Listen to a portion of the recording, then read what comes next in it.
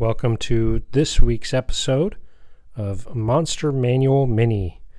Today we're going to be turning to page 251 in the Monster Manual and talking about the Peryton.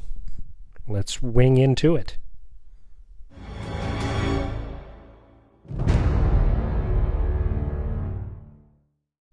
The Peryton reaches back all the way to early Dungeons & Dragons. However, I don't see a lot of use of Perytons in the game, so I wanted to highlight the Peryton a little bit. According to the Monster Manual, as well as early versions of the Monster Manuals, the Perytons are a monstrous carnivore that feeds on any creatures, but preferably humans. They like half-elves and humans, and elves the best. When they're ready to have a young Peryton, they need the heart of their victim. That way they can gorge on the iron of the heart. So quite a bit of history and detail in the Peryton. The stats are they're a medium monstrosity. They're chaotic evil if you use alignment in your game. Their armor class is 13, and that's all natural armor. They have an average of 33 hit points. That's 68 plus 6. They can move about 20 feet or fly at 60 feet per turn. Their strength is 16, dexterity of 12, constitution 13, intelligence 9, wisdom 12, charisma 10. They have a +5 to perception, and they're resistant to attacks that are non-magical as far as bludgeoning, piercing, and slashing. Their passive perception is 15, and they understand Common and Elvish but can't speak. Their challenge rating is 2, so 450 experience points. They have a dive attack, so if they fly 30 feet straight towards a target and then dive and hit with their melee weapon attack, the attack deals an extra 2d8 damage to the target. And they can do flybys, so they don't provoke an opportunity attack when it flies out of an enemy's reach. Very important if your players utilize a lot of opportunity attacks. They also have keen sight and smell, so they have advantage on their wisdom checks that rely on sight or smell, so any of their perception checks. And for their actions, they can use a multi-attack, one gore attack, and one talon attack. So to gore with their horns, that's a melee weapon attack of +5 to hit. The reach is 5 feet for one target. They do 1d8 plus 3 piercing damage. And then their talons are also a melee weapon attack, +5 to hit. Reach of 5 feet, one target, and 2d4 plus 3 piercing damage. So a good standard CR2 foe with lots of versatility. I really like using Perytons. When I wanted to add a couple of minis, I found Reaper had a pretty good Peryton in their Bones line. So really fantastic price and a good sculpt. It definitely has the winged look in the wings and the back end, a kind of peacocky tail, and that stag upper head with good antlers. The antlers, of course, are supposed to be tough as iron and difficult to break or cut. It was a little funky. It looked almost like webbed feet, but I figured that was okay. It didn't bother me any. I didn't have to do any conversions. And again, overall, the price of the bones was great. It allowed me to get 2 minis for the price of 1.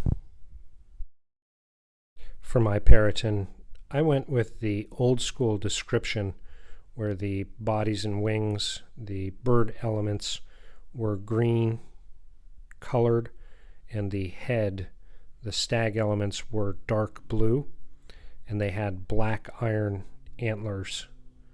So showing my age a little bit, if I do further Perytons, I'll probably do them in more fantastical colors, but I wanted to follow the source material initially and paint my first pair of Perytons in those older school color patterns. They're really dark on the table. I'm definitely happy with the paint job, but they're definitely dark. As far as Perytons go, they roost atop mountain ridges and lair in high caves.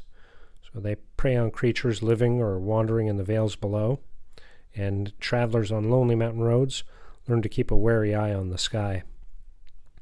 Because normal weapons are less effective against Perytons, the folk of the mountain know to avoid confrontations with these monsters at all costs. They're a very challenging creature for low-level adventurers to come across, especially if they don't have magic weapons. Then it really becomes necessary for spellcasters to really do much of the damage against Perytons.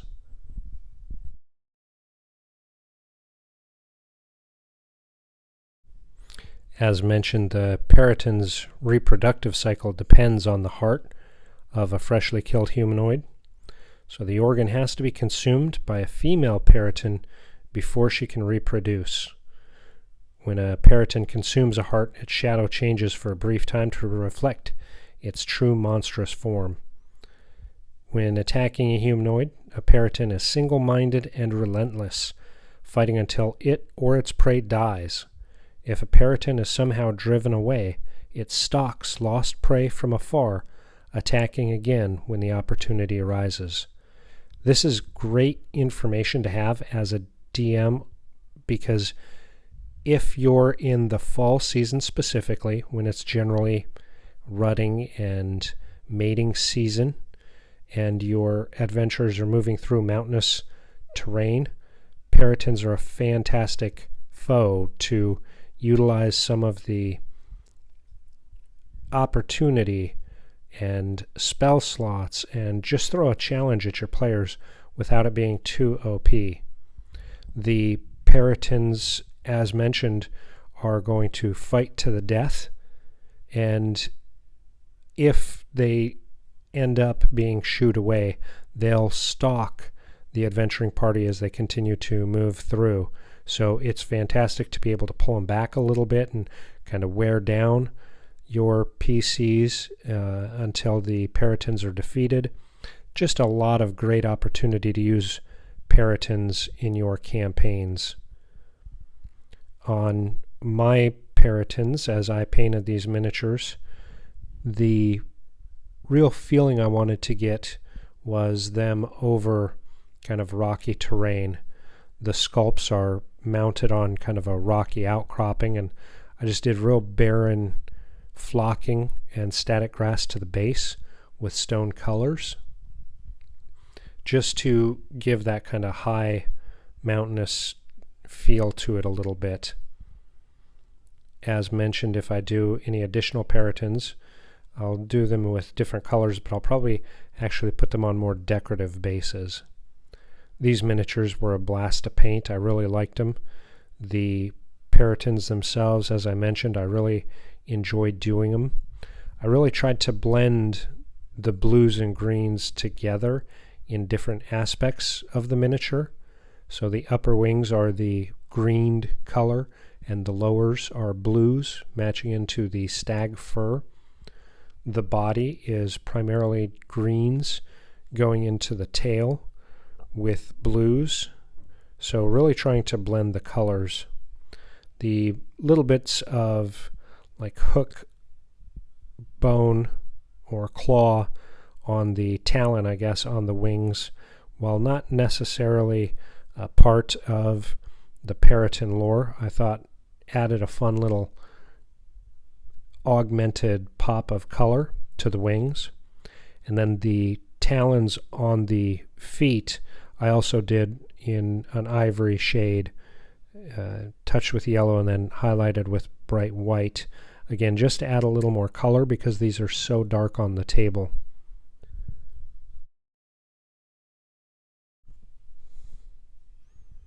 Here's my pair of Perytons from above. I do really think the colors work well together. It's kind of nice that they are the logo colors of our company as well, but really play well together. So Perytons are definitely a creature that does not get used very often from all the research I've been able to find, but one that I definitely recommend if you have any outdoor adventures or travel scenarios through mountainous regions that you can spring on your players and modify just a touch if you need to, if you have any metagamers, but they work really well to change things up and add some fantasy flavor. Some of the options that you can do is, if they're moving into caverns, for instance, you can have one Peryton nesting inside and the other guarding from outside. So here the party is having the thief move up into the cavern, and the other Peryton, the male, is going to be attacking from behind. So going after those spellcasters who generally hang back at first. So a good opportunity for them to see the shadow, the humanoid shadow inside the cavern, not know what's going to hit them from both sides, especially for the spellcasters in the back. Very challenging.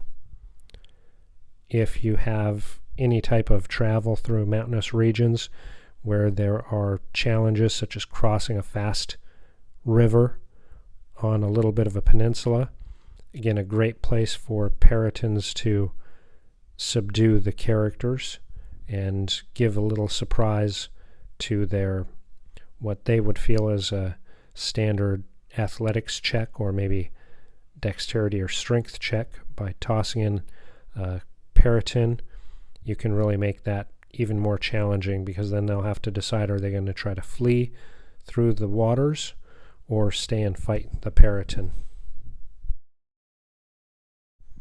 And of course, when they first start crossing, that Peryton is going to move in fairly fast with a fly speed of 60 feet.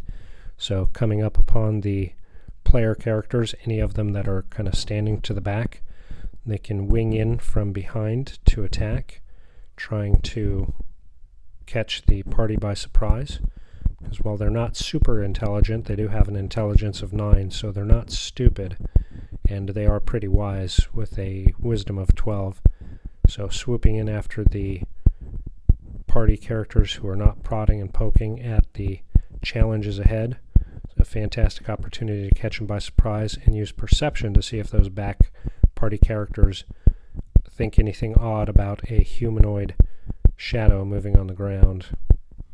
And then of course they're able to do a flyby attack, not get an opportunity attack when they fly out of the PC's reach, and continue their dive attack and flyby process, making a really challenging encounter for PCs. Again, as CR2 creatures, they give about 450 experience points apiece, and if you pair them up, if you have a mated pair who are on the hunt for a heart or two, and any elves, half-elves, or humans in the party, that could be kind of their target of continuing to stalk the prey. And having the Perytons attack as a pair is even a challenge for a little bit mid-tier PCs. So instead of just attacking from one side, attacking on the back, you can actually have one swing in from the front to characters who are checking out hazards or traversing the front of the ranks, and then have the mate for that Peryton attack from behind, both of them doing flybys, staying just far enough from each other that they're not going to collide midair, but offering multiple targets that the PCs have to deal with. So Perytons, again, a medium monstrosity that can be a fantastic hazard to travel as well as outdoor adventures in your campaign. I hope you enjoyed the Peryton as much as I did, and I hope you enjoyed the paint job I did on my Perytons. Let me know what you think in the comments below. Look forward to hearing your feedback, and we'll pick another monster next week. Enjoy. Thanks for watching our video. We hope you enjoyed it. Hope it was enlightening and informative. Here's another video we think you may enjoy. Make sure you hit the subscribe button to help us grow. Remember, we launch new videos every week to try to help you answer the question of where will your adventures take you.